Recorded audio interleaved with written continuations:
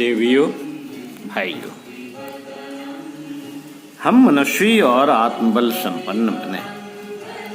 पुस्तक महाकाल और युग प्रत्यावर्तन प्रक्रिया, लेखक पंडित श्री राम शर्मा आचार्य। आइए आपको यह पुस्तक पढ़ते हैं। कारण शरीर में देवत्व की जागरण का प्रथम सोपान है साहस।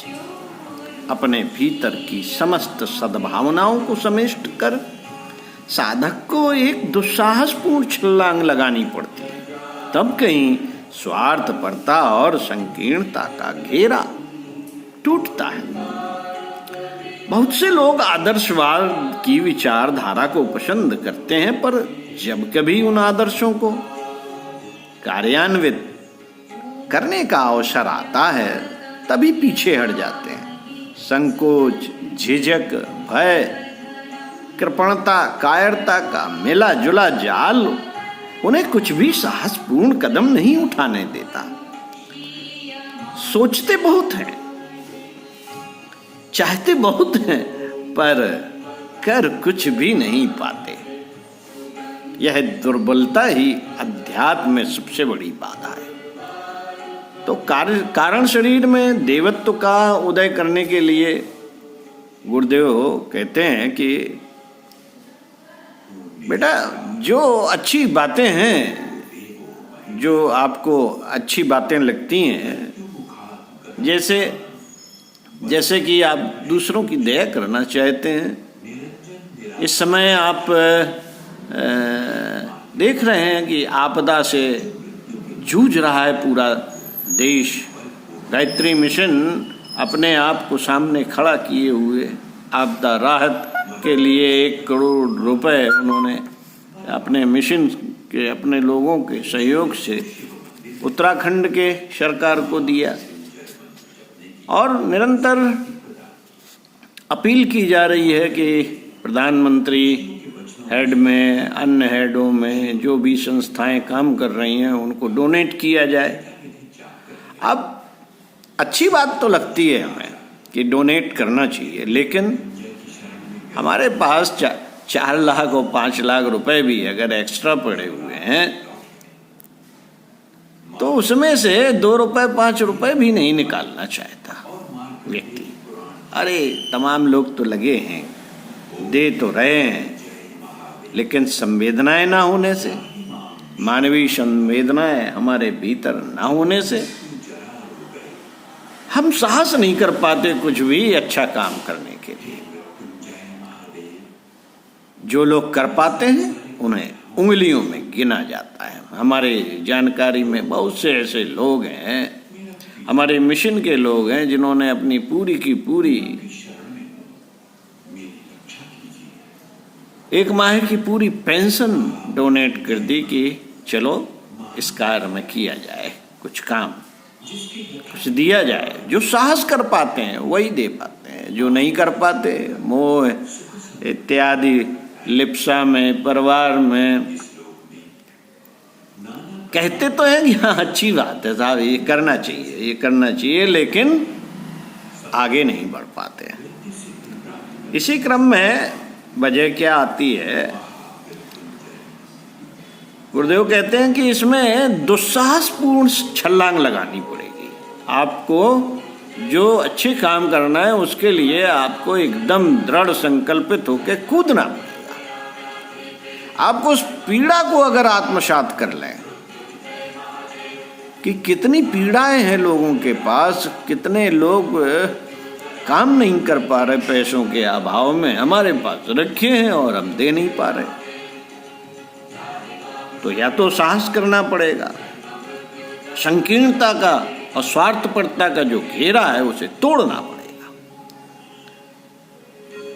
जो लोग, बहुत लोग हैं जो ऐसा अच्छे काम करना चाहते हैं, सफाई होनी चाहिए, मोहल्ले में झाड़ू लगनी चाहिए, लग नहीं रही है, नगर पालिका से कोई आ नहीं रहा है, तो अब वो खुद नहीं लगा सकते। समय है उनके पास, लेकिन खुद नहीं लगा सकते क्योंकि वहाँ पे स्वार्थ पड़ता, संकोच, संकीर्णता का घेरा आ जाएगा कि लोग क्या कहेंगे।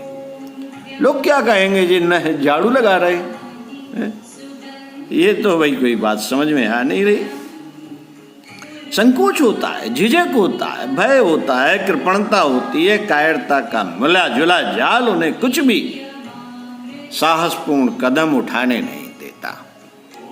अरे बहुत से लोग तो ये हैं कि अच्छी बात भी नहीं कह पाते हैं कि हाँ बात तो अच्छी है, ये क्या सोचेंगे कि ये का बाबा हो गया है। भगवान की अच्छी बातें भी हम लोगों से नहीं कर पाते। सोचते बहुत हैं पर कर कुछ नहीं पाते।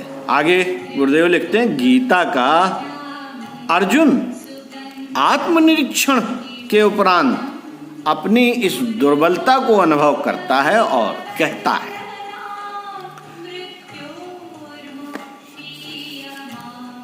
है, कर्पण्यम दोषापहित स्वभाव प्रक्षामि त्वाम धर्मसम मूढ़ चेता।